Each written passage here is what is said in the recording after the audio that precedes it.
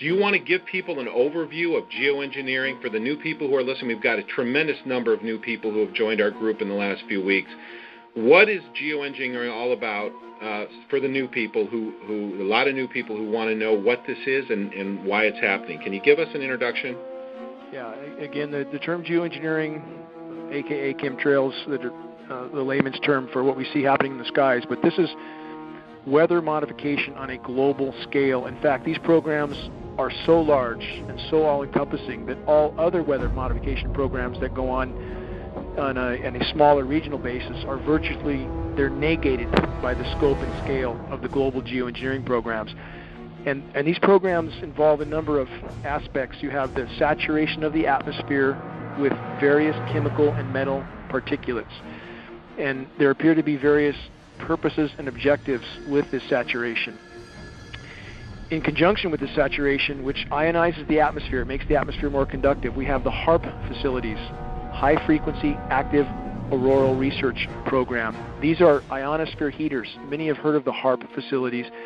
There's not just one or two or three. We believe there's at least 18 around the globe, possibly with 3 more being built in Antarctica right now.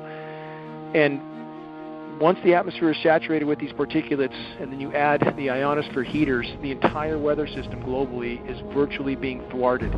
There is no natural weather at this point, and we really don't know what sort of climate conditions we would have necessarily if these programs were brought to a halt, and they desperately need to be brought to a halt, because the saturation of the atmosphere is thwarting the hydrological cycle. It's totally disrupting the rain cycle.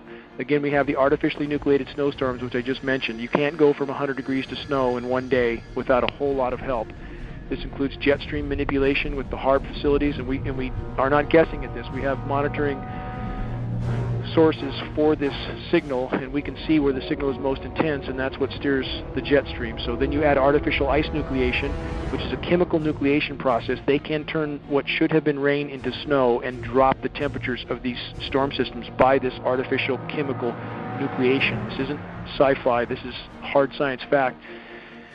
The weather disseminating agencies are trying desperately, their task, and they're all owned at the very top, it appears, by the Rothschilds and or other parts of the global elite complex. Rothschilds in particular are ownership of Weather Channel, Weather Central, Weather Underground.